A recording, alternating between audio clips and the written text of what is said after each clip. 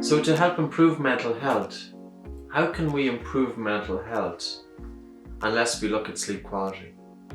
Because it's sleep that's responsible for rest and restoration. It's sleep and sleep quality that's responsible for giving us the vitality, the energy, the clarity, and the ability to focus. And if our sleep isn't right, we can't concentrate. We're not going to be as productive. We don't have the ability to be attentive to what we need to do during the day.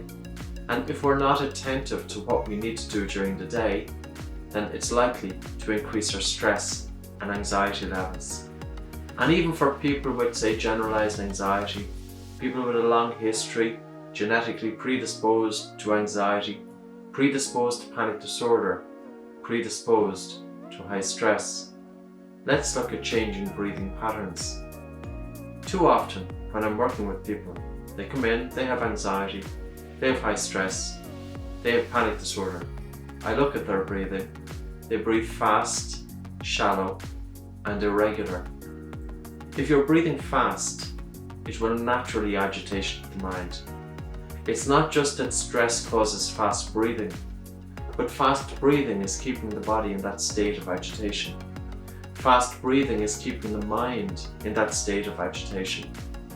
Stanford Medical School in March of 2017, if you Google slow breathing in Stanford Medical School, you will find out that they identified a new structure in the brain in the locus coeruleus, and they said this structure is spying on your breathing. If you breathe fast, this structure within the brain is sending signals of agitation to the rest of the brain and likely to wake you from sleep.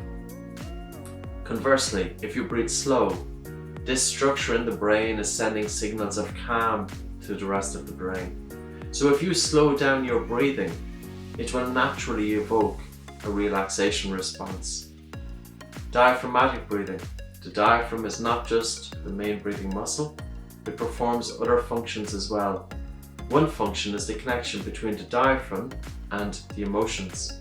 If you breathe using your diaphragm, you're more likely to breathe calm. Another aspect is the biochemistry of breathing.